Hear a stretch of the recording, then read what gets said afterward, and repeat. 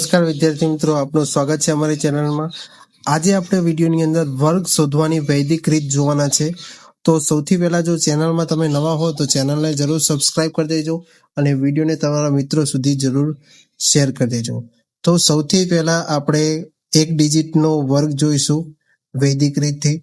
તો સૌથી પહેલા તો અહીંયા આપણે લખી દઈશું કે પાયો એટલે કે 8 છે એ સૌથી નજીક કોની કહી શકાય, આપણે 10નો પાયો આપણે લઈશું, બરાબર, જેથી આપણને સરળતા રહે. તો પાયો 10 રહેશે અને તફાવત આપણે ગણીએ તો તફાવત આપણે કેટલો રહેશે, 10 - 8 કરીએ તો અહીંયા 2 રહેશે.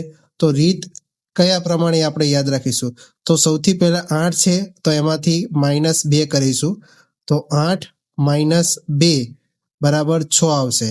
હવે જે તફાવત આવ્યો છે એ તફાવતનો આપણે વર્ગ કરવાનો છે, બરાબર. વર્ગ કરીશું તો અહીંયા 4 આવશે. તો હવે જે પહેલું સ્ટેપ કર્યું છે તો પહેલું સ્ટેપમાં આપણે શું કરવાનું છે, એને ડાબી બાજુ અને આને જમણી બાજુ. તો અહીંયા 64, આનો જવાબ આવશે 8નો વર્ગ, બરાબર. આ તો તમે ડાયરેક્ટ પણ તમે સરળતાથી શીખી શકો જો તમને આવડતું હોય તો. હવે જ્યારે તમે 2 ડિજિટનું કરવા જાઓ છો ત્યારે તમને તકલીફ પડે છે, તો આમાં પણ સેમ જ એ ટ્રીક ફોલો કરવાની છે.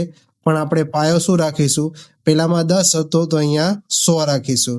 100ની નજીક કહી શકાય 96, તો એમાં તફાવત આપણે કેટલો રાખીશું, તફાવત તમે જોશો તો તફાવત કેટલો રહેશે, 4નો તફાવત રહેશે.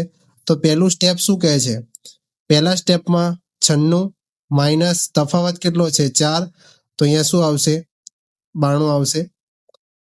સેકન્ડ સ્ટેપ જોઈએ તો સેકન્ડ સ્ટેપમાં શું છે, તફાવતનો વર્ગ એટલે કે 4નો વર્ગ કરીએ તો ચોખ્ખો 16. તો સૌથી પહેલું સ્ટેપ છે 92, બરાબર, ડાબી બાજુ મૂકીશું અને આને એના પછી, એટલે 92 16 તમારો અહીંયા સાચો જવાબ રહેવાનો છે, 96નો વર્ગ. એવી જ રીતે જો 97નો વર્ગ કરીએ તો એના માટે પણ આપણે પાયો લખી દઈએ. પાયો આપણા માટે 100 રહેશે, બરાબર. અને તફાવત આપણે ગણીએ તો તફાવત કેટલો રહેશે, 3નો તફાવત રહેશે. તો હવે એની અંદર 97 - 3 કરીશું તો અહીંયા કેટલો આવશે, 94 થશે.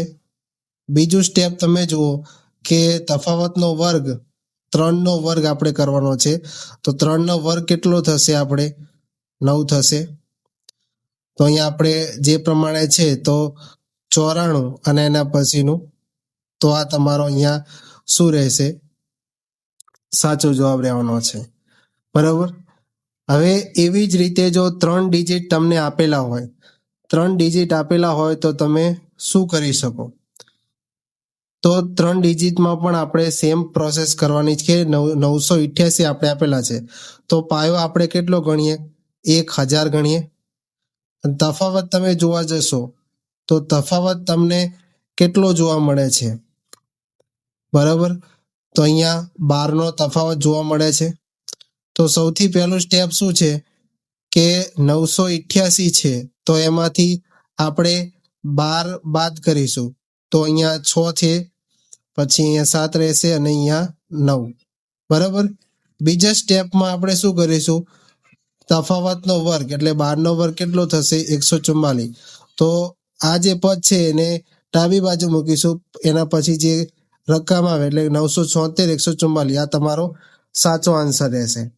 ત્યાર પછી આપણે આગળ જઈએ છીએ કે હવે જ્યારે 10 થી વધારે અથવા 100 થી વધારે થઈ જાય તો આપણે કઈ રીતે કરી શકીએ, તો પાયામાં આપણે 12 છે એટલે કે 10 લઈશું આપણે, એ સરળતા રહેશે.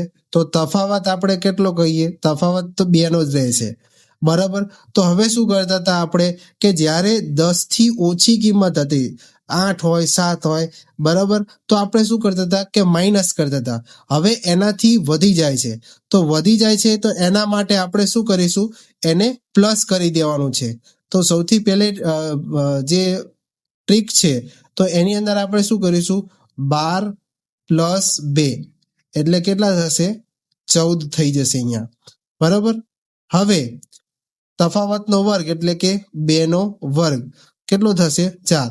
તો આને આપણે શું કરીશું કે 14ને ડાબી બાજુ અને 4ને અહીંયા, તો આ તમારો સાચો જવાબ રહેશે 144, બરાબર. એવી જ રીતે આપણે 108નો વર્ગ, તો હવે આનો પાયો શું થશે? પાયો તો આપણે 100 જ લેવાનો છે, બરાબર. 100 ની નજીક કહી શકાય આપણે. તો તફાવત કેટલો રહેશે? તફાવત અહીંયા 8નો જોવા મળે છે. તો સૌથી પહેલું સ્ટેપ શું છે? 100 થી અહીંયા શું છે? નીચે નથી, પરંતુ 100 થી વધારે છે. તો આપણે શું કરીશું? એની અંદર પ્લસ કરવાનું છે, માઇનસ કરવાનું નથી. તો 108 પ્લસ 8 કરીશું તો અહીંયા 116 થશે. બીજા સ્ટેપમાં આપણે તફાવતનો વર્ગ કરવાનો છે, એટલે 8નો વર્ગ કેટલો થશે? 64, બરાબર. તો અહીંયા 116 અને 64. તો આ તમારો સાચો જવાબ રહેશે. ત્યાર પછી જો આવી રીતે આપેલું હોય ફરીથી, બરાબર, 1012 છે, તો એનો આપણે પાયો શું કહી શકીએ? 1000 કહી શકીએ. અને તફાવત કહીએ તો તફાવત કેટલો રહેશે? અહીંયા 12નો તફાવત રહેશે. તો સૌથી પહેલું સ્ટેપ શું છે કે 1012 એટલે કે 1000 થી ઓછી નથી પરંતુ વધારે છે.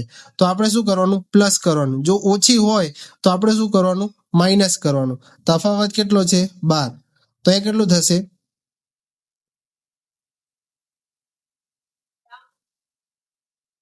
બરાબર, 1024 થશે. સેકન્ડ સ્ટેપમાં શું છે? તફાવતનો વર્ગ એટલે કે 12નો વર્ગ કેટલો થશે? 144. તો અહીંયા પહેલું જે સ્ટેપ છે એને ડાબી બાજુ 1024 અને અહીંયા 144. તો આ તમારો સાચો જવાબ રહેશે. ત્યાર પછી નેક્સ્ટ આપણે જોઈએ કે હવે તમને આવી રીતે કંઈક આપેલું હોય, બરોબર, કે 200 આપેલું હોય, 202 આપેલું હોય, 502 આપેલું હોય, 506 આપેલું હોય, તો તમારે કઈ રીતે ગણવાનું છે? તો આ 202 છે તો આપણે પાયો આપણે શું ગણીએ? આની અંદર 200 ગણીએ. અને તફાવત છે, એ તફાવત કેટલો રહે છે? 2 નો તફાવત રહેશે. તો આપણે 200 ને આપણે સિમ્પલી એવું કહી શકીએ કે 100 ગુણ્યા 2 આપણે કરીએ તો આપણને 200 મળે. તો હવે સ્ટેપ તો આપણા એ પ્રમાણે જ છે, પણ અહીંયા કંઈક પ્રોસેસ થોડી ઘણી એડ થશે. તો 202 છે તો સૌથી પહેલા આપણે જે પ્રોસેસ છે 202 એટલે કે શું છે? 200 થી વધી જાય છે તો આપણે શું કરવાનું છે? પ્લસ કરવાનું છે. પ્લસ કેટલું? 2. તો અહીંયા શું થશે?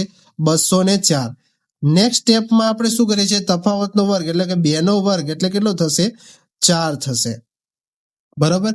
2 નો વર્ગ 4 અહીંયા જોવા મળશે. તો હવે સિમ્પલ આપણે શું કરવાનું છે કે 204 છે અને અહીંયા આપણે લખી દઈએ 04, બરાબર. 4 છે એટલે તો હવે આ રીતે આપણે કરી દીધું છે કે એટલે પ્રોસેસ કરવાની છે.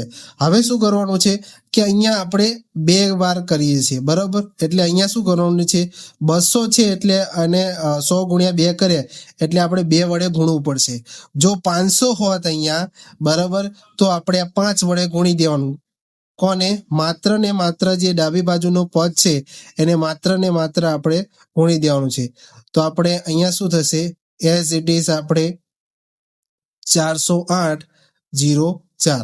તો આ પ્રમાણે તમારો આન્સર રહેવાનો છે. નેક્સ્ટ તમને 92નો વર્ગ અને 109નો વર્ગ તમારે કમેન્ટ બોક્સમાં જણાવવાનો છે કે તમે એનો સાચો જવાબ શું આવે છે, કમેન્ટ કરીને જણાવો. અને જો વિડીયો ગમ્યો હોય તો વિડીયોને લાઈક કરો, શેર કરો અને ચેનલને જરૂર સબસ્ક્રાઈબ કરો. તો ફરી મળીશું આવા જ નવા વિડીયો સાથે. જય હિન્દ, જય ભારત.